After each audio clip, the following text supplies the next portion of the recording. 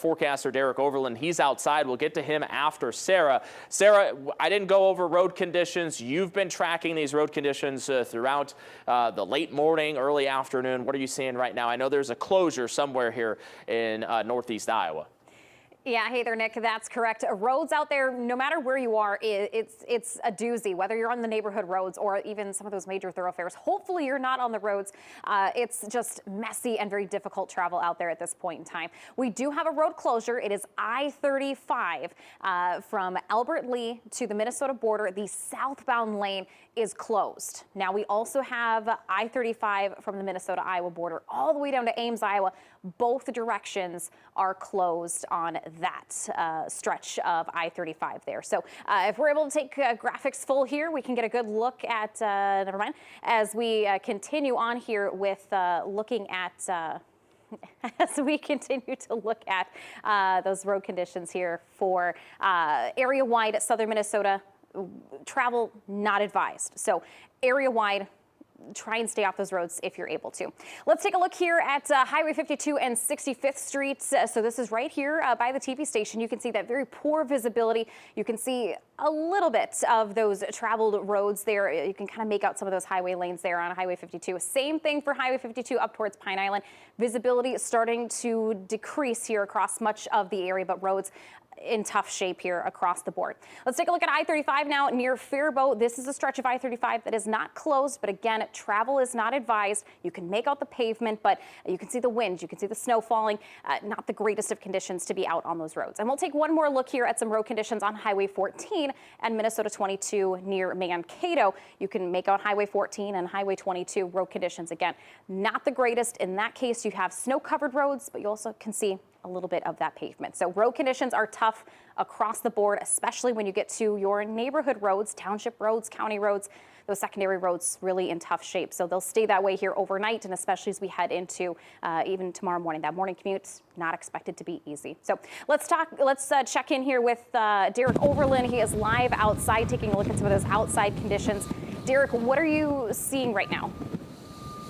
We have our full team coverage here as meteorologist Sarah Gannon is standing by and looking at our road conditions. Sarah, what are you tracking?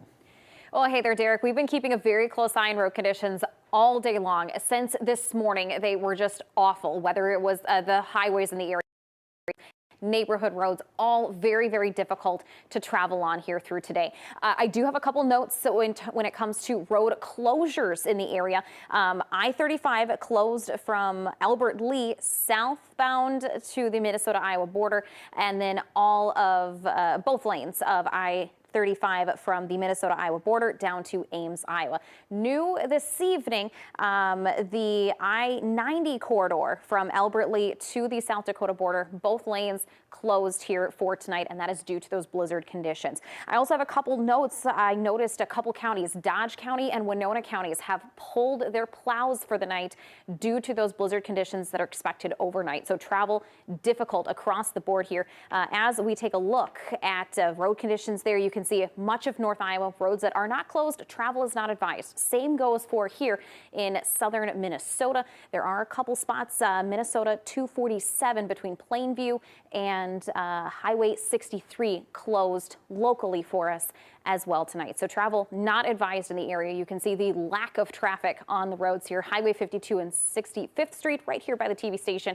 You can see snow-covered roads, difficult visibility off in the distance. Here's a look at Highway 52, a little bit further north towards Pine Island. You can make out a little bit of that pavement there, but again, snow-covered roads here across the board. This is a look at I-35 near Faribault. Not in that I-35 stretch that's closed, but you can see the blowing snow there. You can see the reduced visibility, and thankfully not seeing much for traffic on those roads here tonight. Let's take a look a little bit further off to the west, Highway 14 and Minnesota 22 in Mankato. You can see snow-covered roads in the area as well. Those bridges, they look pretty decent here, at least in that lighting. But again, snow-covered roads are expected with the blizzard conditions here tonight. Whiteout conditions are expected.